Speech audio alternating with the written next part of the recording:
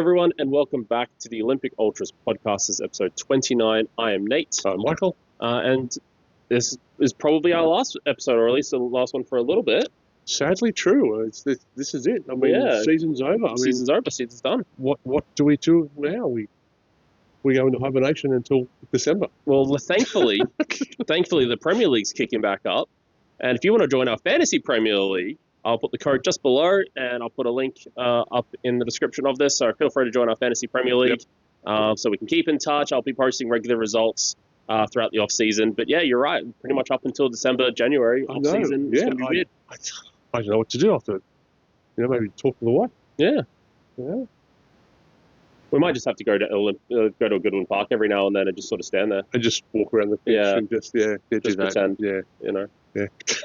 Anyway, in this episode, we're going to be talking about Capalaba, the last game of the season, and just chat a little bit, to be honest, because there's no game to talk about coming up. No game's coming up. Before we get into it, don't forget to follow us on our Instagram, our YouTube, and our Spotify. So it's the Olympic FC _Ultras and the Olympic Ultras podcast.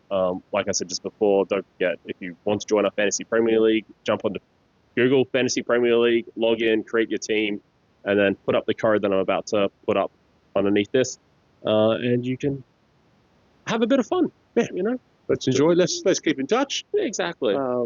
Because that's what it's all about, keeping in touch and making sure we're all okay and having a bit of fun at the same time. Yeah, cool. Well, we'll see you then.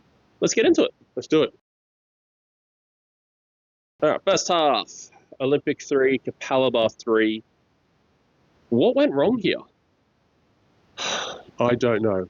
First half, unbelievable. Yeah. Unbelievable first half. We couldn't put a foot wrong. And the second half started and Capalaba went, we can play football. We're here for a game to play football. Yeah. And they just took it to us. Because we were 3-1 up at one stage. Yeah. And I said to one of the players after the game, I said, what the hell happened? I said, the wheels just fell off. Yeah. I said, you weren't cruising, but you were playing good enough to win this game outright. And she just went, I don't know, we just seemed to stop. I went, yeah, odd, crazy. I said, you should have wiped the floor with this team. But you let them get back into it. And I said, in 3-3, I said, they deserved the draw because they played better in the second half. Yeah, bloody earth. But, oh, my God, they used the ball well. They played well. It was just... I saw... I obviously wasn't at this match, but I saw the 3 goals. Georgia Muir was just incredible. She was... What a legend. I mean... She was involved in all 3 of those. Correct. And I saw on Facebook today, and I totally agree because I made my decision earlier. Yeah. As she was playing the match. She had to be. Outstanding. Absolutely outstanding. She run her ass off. Yeah. Got on the score sheet as well. Beautiful goal, by the way. Yeah. When the first cross went in, I thought, because I didn't see the header. Yeah. I thought, Georgia, what a great goal. And then it was announced that someone else. I went, someone else. Yeah, Sarah Burnshaw. Yeah. Who scored that? Yeah. I saw it. I was it's Sarah. But because the way the ball went, I believe it would have bounced off the post and in. Yeah, probably. It was that good across. Yeah. It was delightful. It was pinpoint. Yeah. And I must. And I mean, to be fair, Sarah Burnshaw's going to gobble them up all day. She loves being in that 6-yard box and trying to put the header away. Having a striker. Yeah. Don't sit back and go, where's that going? Yeah. No, she loves to get. Yeah, she loves to get in and about and in the mixer a little bit. And I've got to have a big shout out to Vic. Mm-hmm. The link-up play between her and Georgia, especially in that first half. Yeah, because Vic can ping one, can't she? Vic played some great. Yeah. I thought she played magnificent on the weekend. She was in there. She tackled. She challenged. She ran. She spotted. She's such a hard. She passed. I thought her footballing was beautiful, and she got subbed in the second half. Yeah. I'm sitting there going, okay, maybe that's the reason. Maybe that's what went wrong. But as I said, the link up between Vic and Georgia, brilliant. Yeah, absolutely brilliant. Well, unfortunately, this game did actually end up being a little bit of a dead rubber. It was a dead rubber, yes. In the sense that we knew we were finishing 5th. Yeah. Capalaba knew they were finishing 8th. Yes. So kind of in the grand scheme of things, didn't matter. It would have been lovely to finish the season off with a flourish. Yes, I'd like to see them finish off because we lost our first game of the season. Yes. Obviously we lost against East. Yeah. We lost our first home game as well Capalaba. against Capalaba. So it would have been nice to sort of close the book Sort of. They're like, oh look, the season got better as well with a win. But anyway, not to worry. But yeah, look, Georgia Muir show. To be honest, Yeah, she was great. She's just absolutely fantastic. She was great from what I saw. So player of the match is. Yeah, she was. It was. Yeah, it was a no-brainer. Yeah, 100%. Absolute no-brainer. 100% watching you. Yeah. Do you want to get into some stats for this one? Yeah, let's do some stats. As you said, it was 2-0 at half-time, 3-3 in the end. Mm-hmm. Ball position, of course, our stats are first, 62% to 38. Controlled it very well. XG, 4.34 to 0.71. Bloody hell.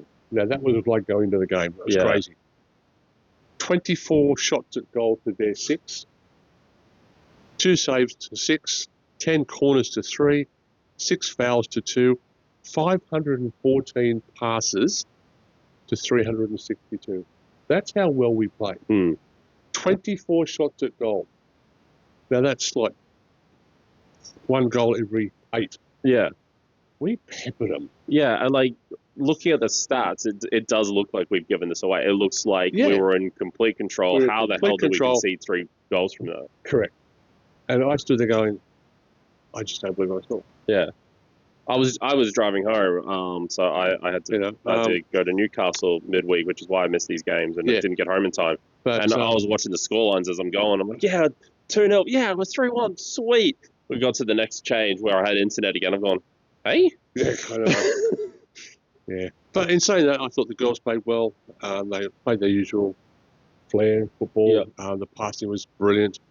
The likes of, Swaney and the Vecchio girls. And you can name the whole squad. We've got some class players. We have got a lot of class. We've got some really class players. I mean, Tish played well. I mean, Sarah played. Again, I'd like to secure his English for the next 2 or 3 years.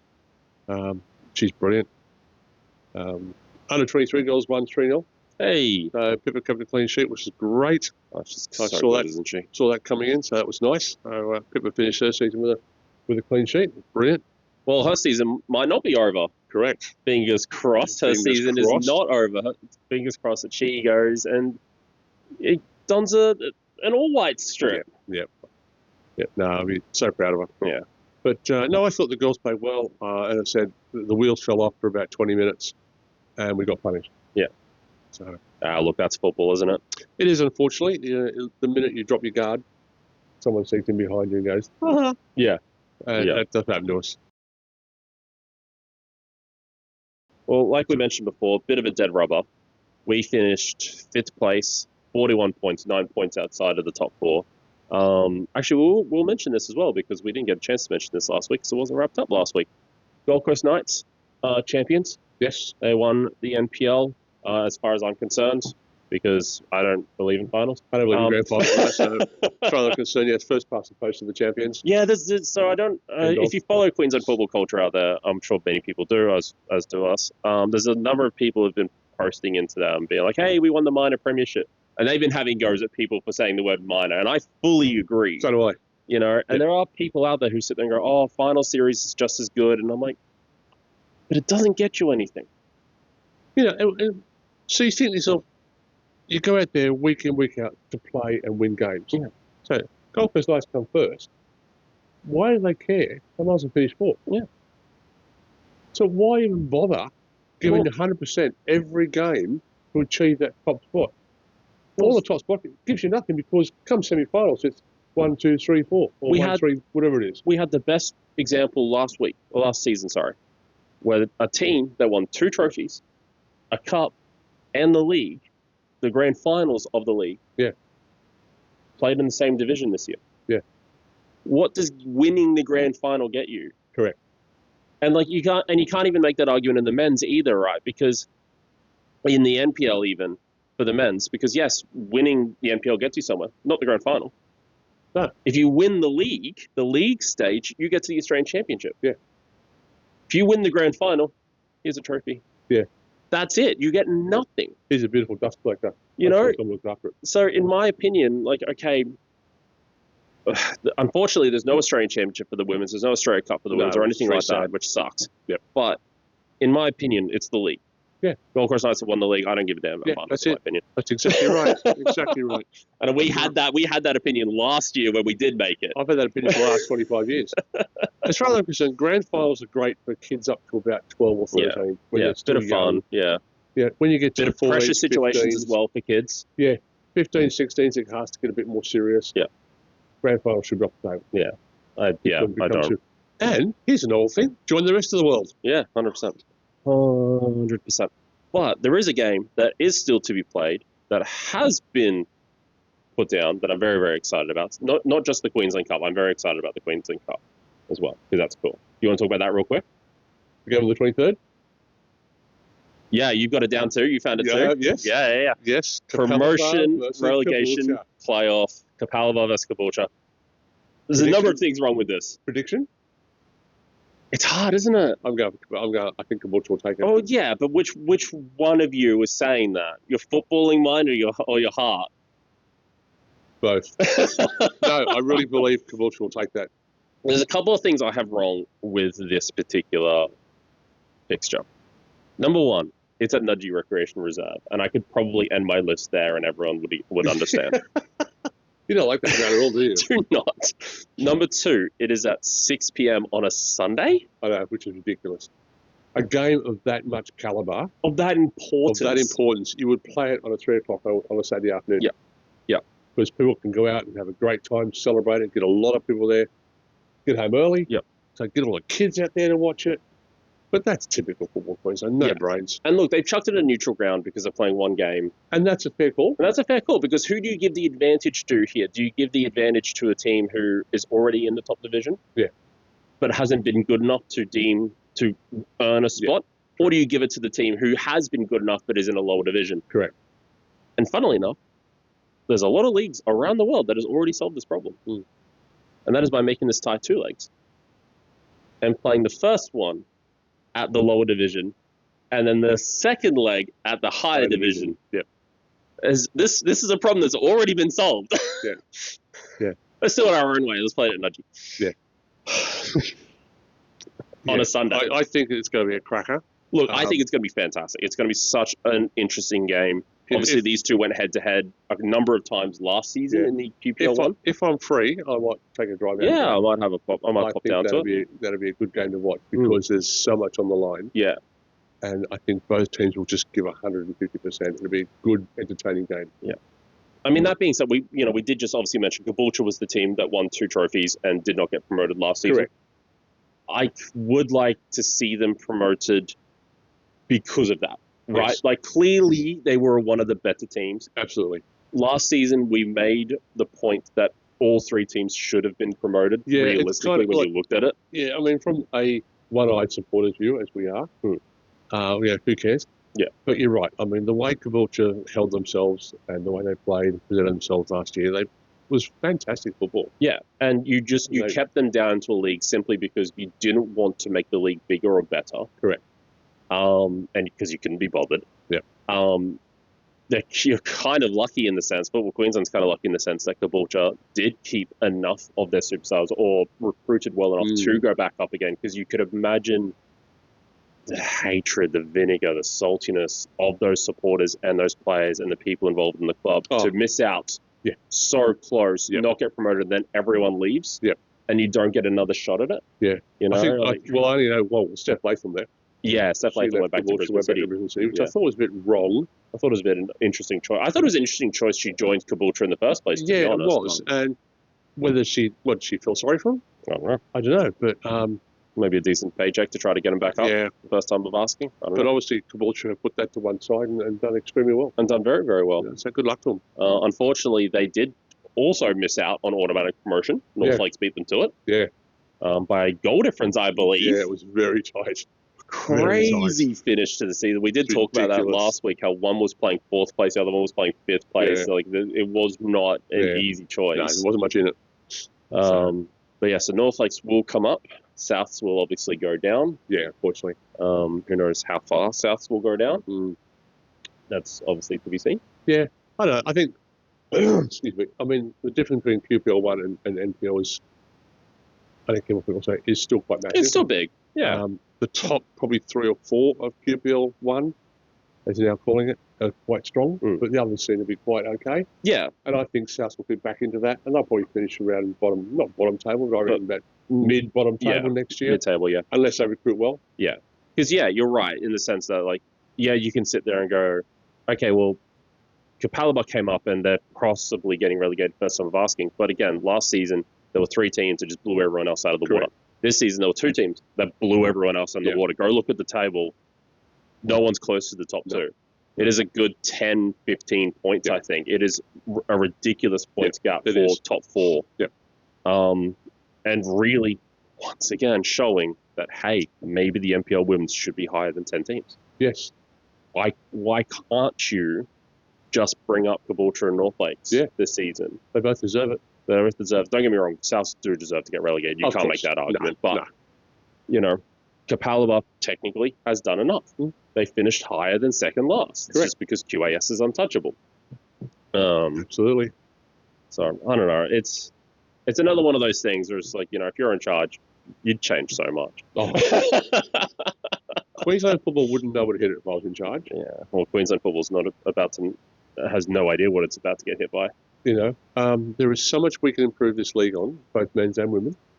Have you seen, so a recent article came out about the fact that Football Queensland wanted to do this massive thing to Meakin Park.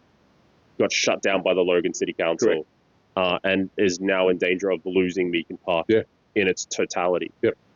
I don't know if you actually sat down and had the opportunity to listen to that meeting that came around. No, I haven't, unfortunately. It was interesting. It was a really, really interesting meeting. So the prevailing theory amongst most people in football spaces is that it's a very rugby league biased committee. Although almost every single one of them did say that they follow rugby league or that, that's the sport they like, it didn't feel like that because the questions that they asked that the head of Football Queensland failed to answer or couldn't answer well enough, even in my own opinion, I'm like, buddy, you're going to lose this. So one of the big problems they had is they went, well, no one plays there. And they said, they asked Football Queensland, and everyone would know this, what is your point of Meakin Park? What do you do with it? And they went, oh, we use it for overflow. So if people have a wet weather event, they can play their games here. They went, okay, well, what does that look like? He goes, well, when people have a wet weather event, they've generally got about 20 games on, and we can't handle all 20 games, so they cancel them. They go, so hang on, you're for wet weather events, but you can't hold wet weather event games. Yeah. Again, what's the point of the ground? So why do you have all this yard, all this field, and no kids are playing on it?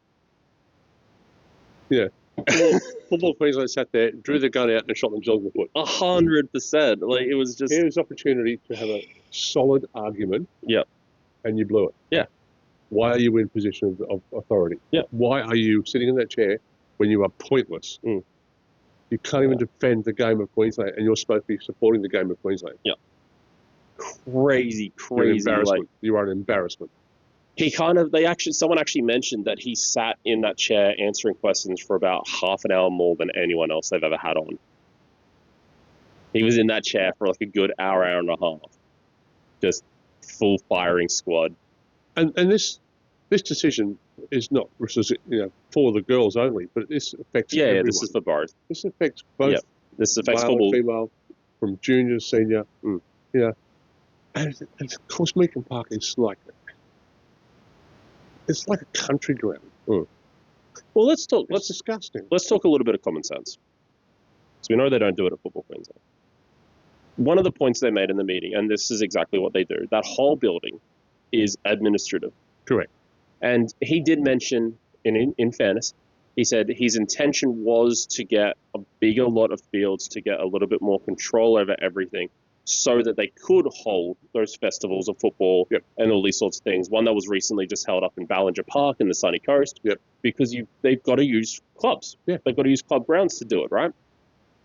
But their current setup, where they use club grounds to do this, and then they use Meakin Park essentially as administrative office only, kind of does work.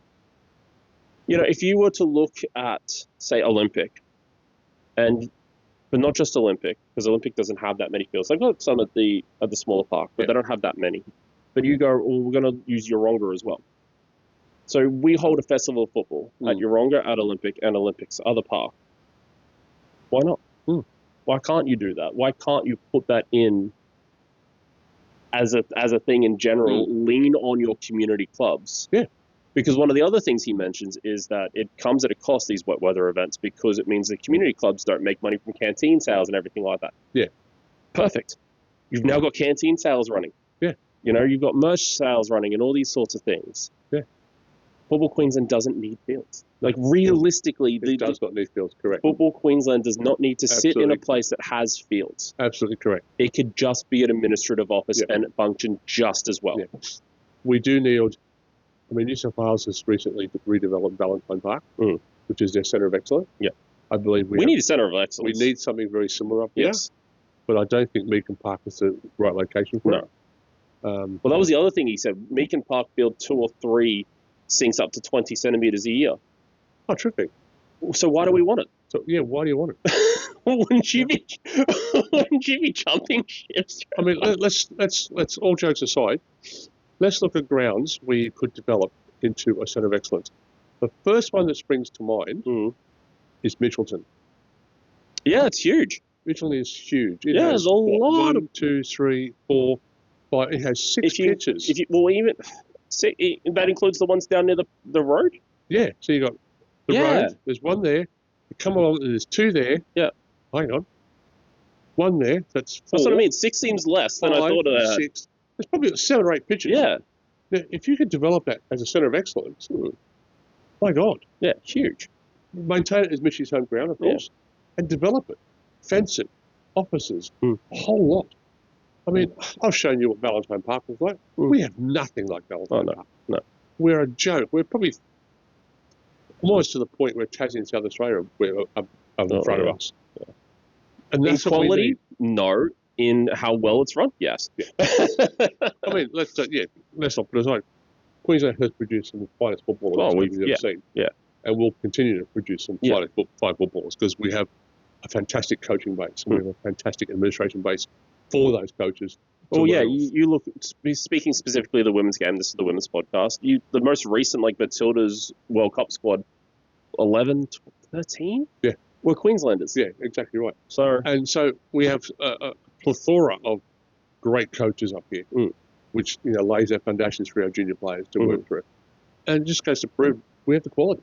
Yeah. We just now need the facilities to go with that quality. Yeah. I think they just need to sit down and really think about it. Stop going status quo. Yeah.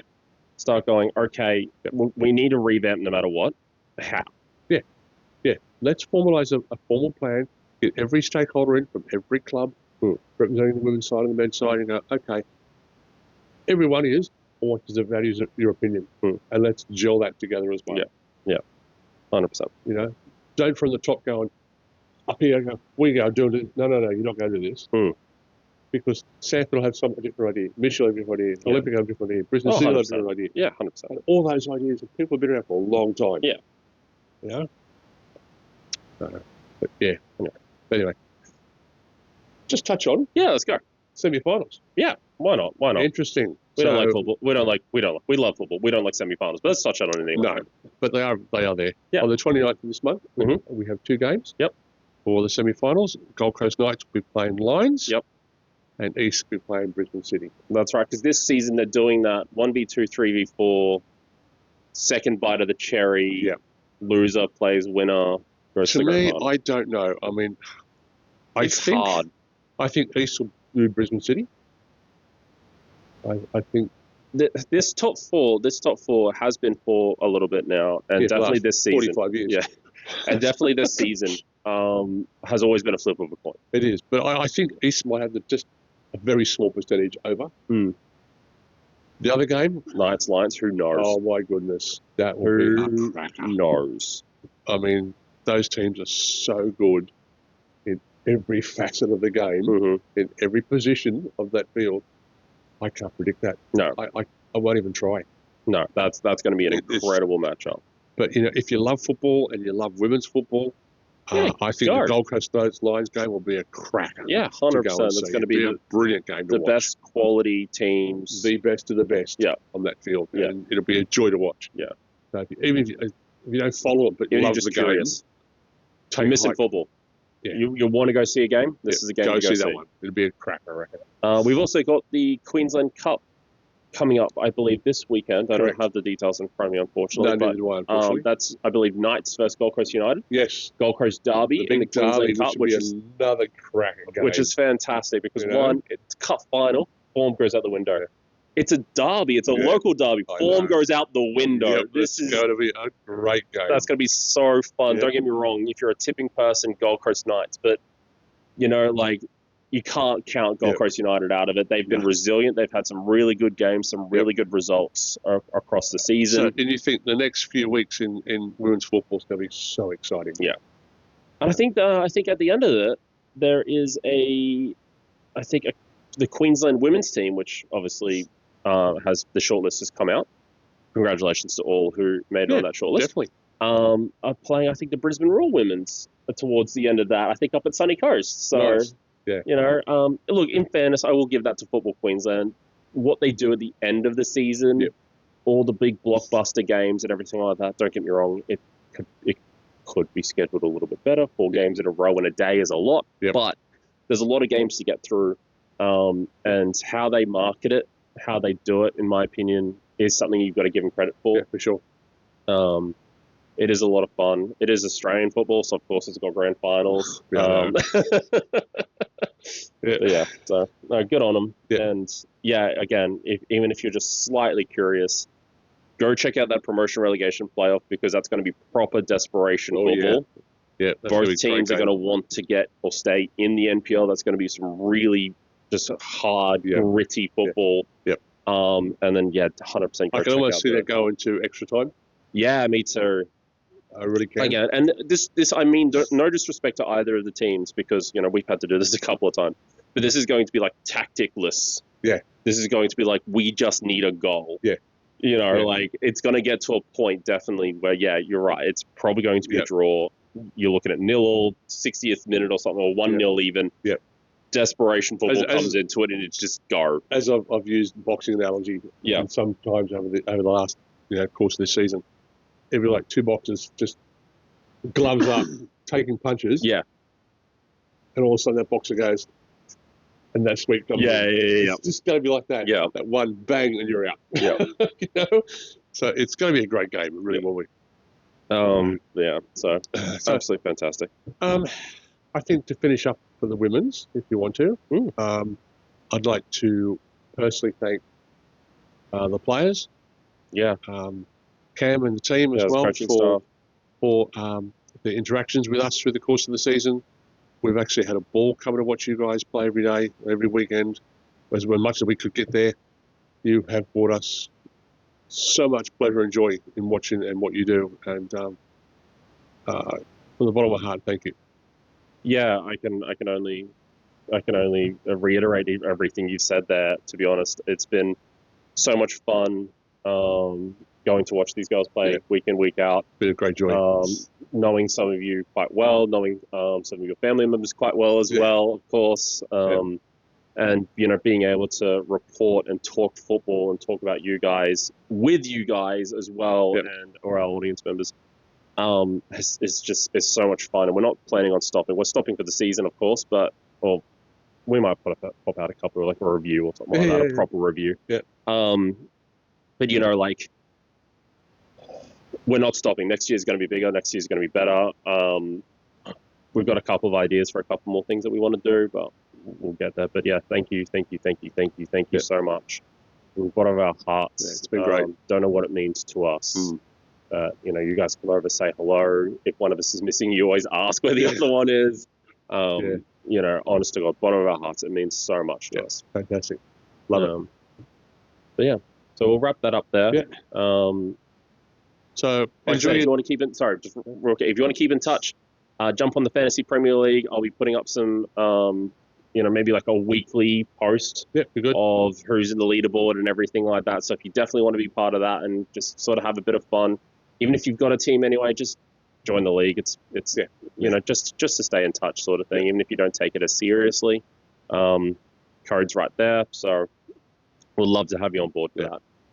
So enjoy your break. Enjoy your break. holiday. It's been well deserved. Get those bodies fixed and recuperated. Get those niggles because you've all had taken a battering this year. Yeah. So, but have a lovely break. Yeah. And we'll look forward to catching up very soon. Yeah, definitely. All right. Well, until next time, let's go Olympic. Go Olympic.